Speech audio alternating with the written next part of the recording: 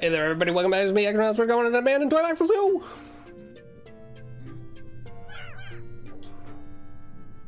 Just like that. Alright, welcome back to Pikmin 251. Today, we're entering the abandoned toy box, the first dungeon of the game. And, oh, we got a cutscene to boot. Interesting. This cave seems very dark and quiet. Well, you two know what to do. Grab those treasures and delve deeper. Alright, you got it, ship.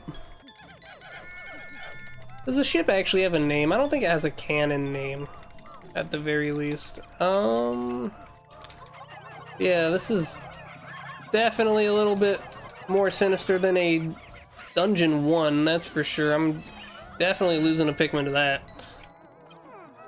I mean, it's all good, I suppose.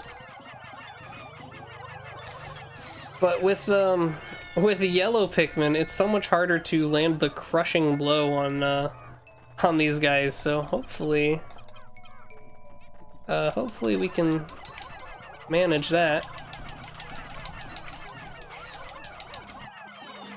Land him? Close enough. Alright. Oh, I thought that was an egg. This is an egg over here. Let's get the egg first, because we have a lot of leaf Pikmin. At least butt them up, you know? Now, I don't know if the attributes of Bud versus Leaf have been changed at all. Maybe Bud Pikmin have been buffed, for all I know. I really don't.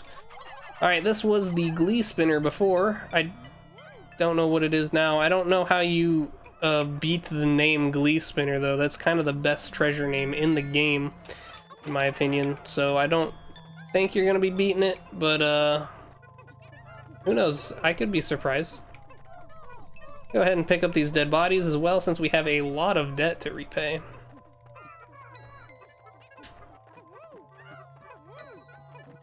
Yep, and there we go. Interestingly enough, you can climb on top of the xylophone, but there is, as far as I know, no benefit to doing so.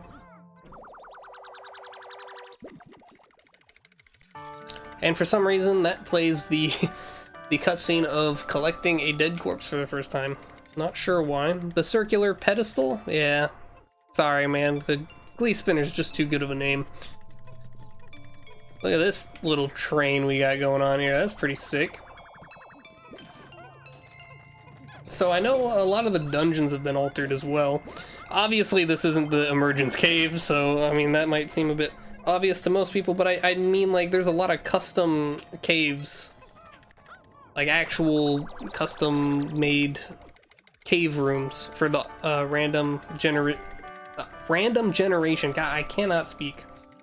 Orb of Mystery collected. Put that in the pocket, baby. We're going deeper. Let's go. That is Metroid music, classic Metroid music, I believe, when you get a power-up for the first time. I haven't even played Metroid, but I know that. Metroid's got a lot of good music as well.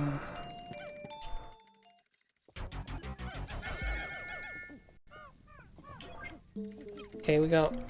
Oh, these are like baby silver ones. This is also Luigi's Mansion 2? Oh, wow, these guys have some insane health regen, actually. I think you have to hit the crushing blow on them. That's kind of wild. Ooh. There it is, the orange flower, guys. Louie, what are those candy pop buds? They seem to have an orange color.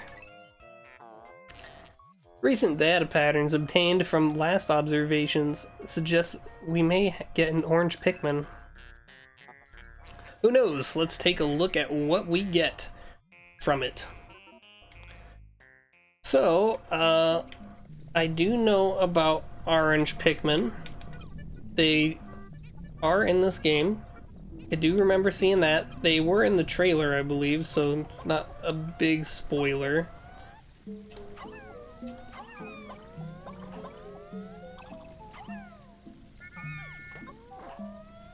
Okay, I guess I'm doing this super slow because I want to throw the leaves in. But the flower isn't giving me much time to do that. So orange Pikmin are... I don't know for sure because I haven't played the game all the way through, but from what I can tell, or from what I've gathered, orange Pikmin are criminally underused in this game, and you can't take them out of caves. In fact, I probably should have just converted one. Oh, I didn't read that. Don't worry, it's not anything crazy. It's the whimsical radar from Pikmin 1. Although it doesn't look like the whimsical radar. So orange Pikmin are immune to explosions, which is a very interesting property because Pikmin 2 has a lot of explosion hazards. And they look like cockroaches to boot. You can see they got like little... Look at them there. Those guys. Cockroach boys. Roach boys! Okay. So yeah. I probably shouldn't have converted all 5 of them into orange Pikmin because you can't take them out of the caves, which is a shame. But wait, I forgot. These are nothing new. I just tried to forget about these after our last journey, as being near them ruins my paint. You two never realize how hard it is for me to navigate these cramped caves. And you can hardly see it, but there is the crack in the ceiling there. So here the ship is going to tell us that we can't take the orange Pikmin with us. Or maybe it does during that other cutscene that I skipped. Whimsical radar. Great job using those new orange Pikmin to help you get this radar back. Let's see what it has. Great, just like that, a new region to explore has opened up. We should visit it tomorrow. Beautiful. I will call this radar the positioning system. I wasn't going to sit there and wait for him to do that. I can come up with names forever. I should let you know while we're here that while these orange Pikmin are great, but there won't be space to hold them in my ship, sadly. Perhaps it is best that they stay within the caves we find them in. Yeah, so we can't take them with us, and it's kind of a shame because I think their explosion immunity is a very interesting property that has a lot of space to be explored. And this is ultimately where their underutilization comes into play for the most part. Bit of a shame, but what can you do?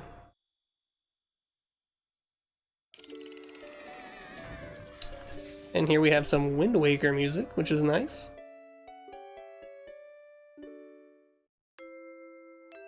And then it goes straight into KK Slider.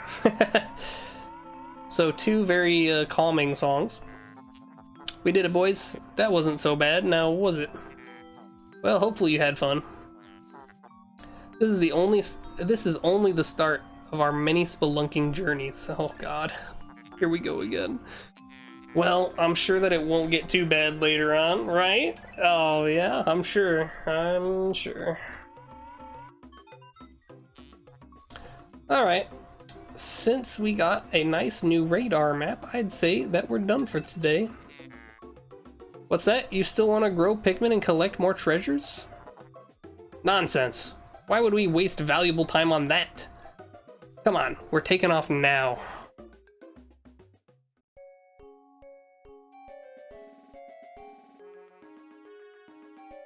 And the cutscene's a little weird because Olimar and Louis float because their positions are based on the ship. So they don't walk up the hill, they stay at the same Y position as the ship, which is a little odd, but... Ooh. Alrighty. That's a lot of enemies, actually, wow.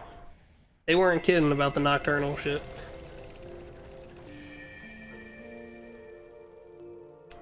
Let us take a look at our end of day report, shall we? Not too bad. We're almost 1/20th the way done, I guess. Yeah, almost 1/20th the way done. So this is going to be a rather lengthy game, I believe. Not too bad, not too bad. So Louis, it seems things are going well over there. I hope Olimar and the ship are being cooperative. I know they can both be a pain. Thanks for working with them anyways. President has a lot of faith in Captain Louis here. I'd like to see his dark secret. Alright guys, and we did it. I don't want to start the next day because I think it'll be a bit too long. I don't know anything beyond this point, other than that the Flooded Fields is the Awakening Wood reskinned. Otherwise, I don't know anything. So, I don't want to risk it. I know it's a bit of a shorter episode today, but we also had a bit of a longer episode yesterday, so I'm gonna go ahead and take it as is. And, or not yesterday, the first episode. Yeah, this is episode 3. The next one is episode 4. So, I will talk to you guys tomorrow, hopefully. Unless some other unworldly thing happens that delays it. But until then, you guys have a great day, and I'll talk to you later.